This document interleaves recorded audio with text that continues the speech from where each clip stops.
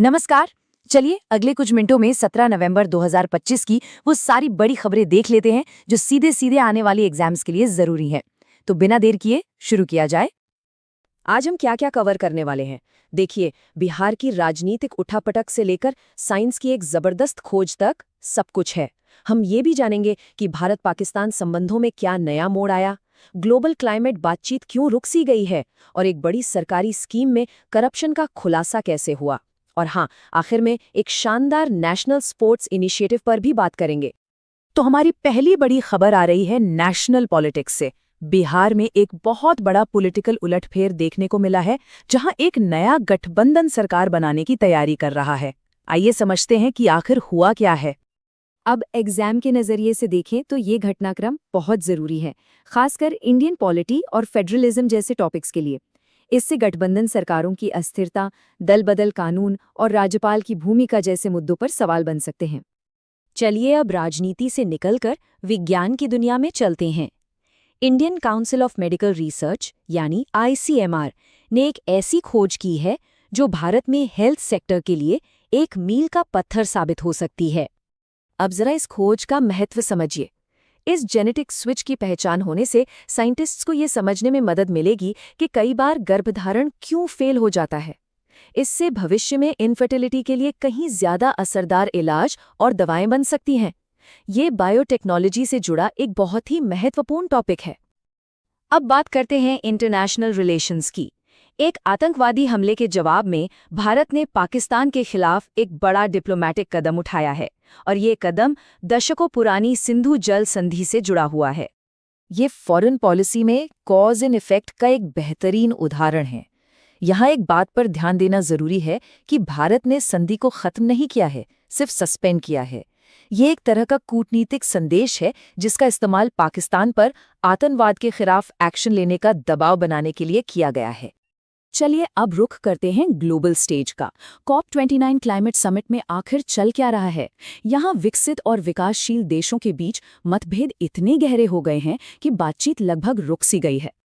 यहाँ जो सबसे बड़ा डेडलॉक है वो दो मुद्दों पर है। पहला, फाइनेंशियल ऑब्लिगेशंस, मतलब क्या अमीर देश क्लाइमेट चेंज से लड़ने के लिए गरीब देशों को पैसा देंगे, और दूसरा, एक तरफा व्यापार समझौते जैसे यूरोप का कार्बन टैक्स। इन पर कोई सहमति नहीं बन पाई, इसलिए इन्हें चर्चा से ही हटा दिया गया है, जो नॉर्थ और साउथ के बीच एक बड़ी दरार दिखाता है। चलिए अब वापस देश में आते हैं और गवर्नेंस से जुड़ी एक चिंताजनक खबर पर नजर डालते हैं। सरकार की एक बहुत ही महत्वाकांक्षी स्किल डेवलपमेंट स्कीम में एक बड़े घोटाले का पर्दाफाश हुआ है। जरा इस नंबर पर गौर कीजिए, 178। जी हाँ, कौशल विकास मंत्रालय ने प्रधानमंत्री कौशल विकास योजना यानी PMKVY के तहत इतने सारे ट्रेनिंग पार्टनर्स और सेंटर्स को ब्लैकलिस्ट कर दिया है।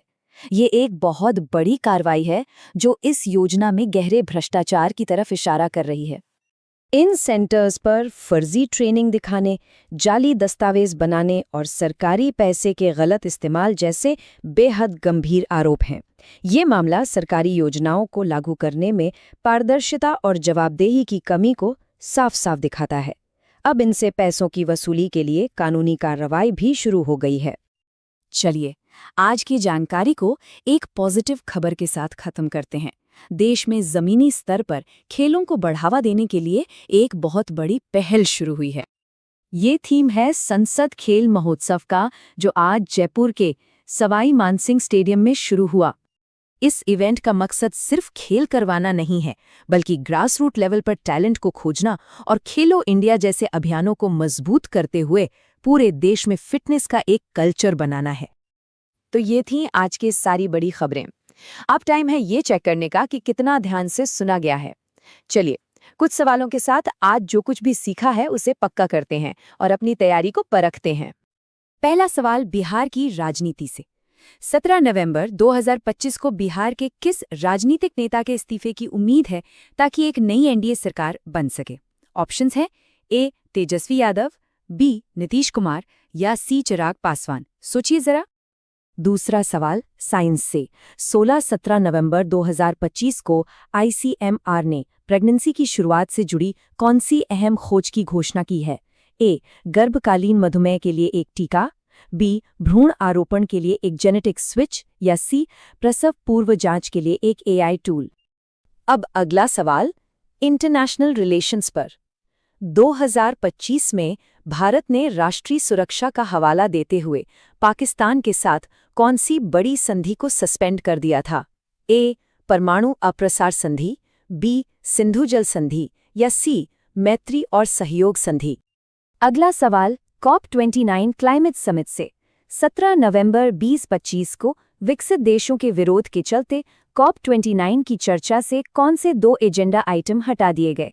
ए उत्सर्जन लक्ष्य और जैव विविधता हानि, बी वित्तीय दायित्व और एकतरफा व्यापार समझौते या सी नवीनीकरणीय ऊर्जा सब्सिडी।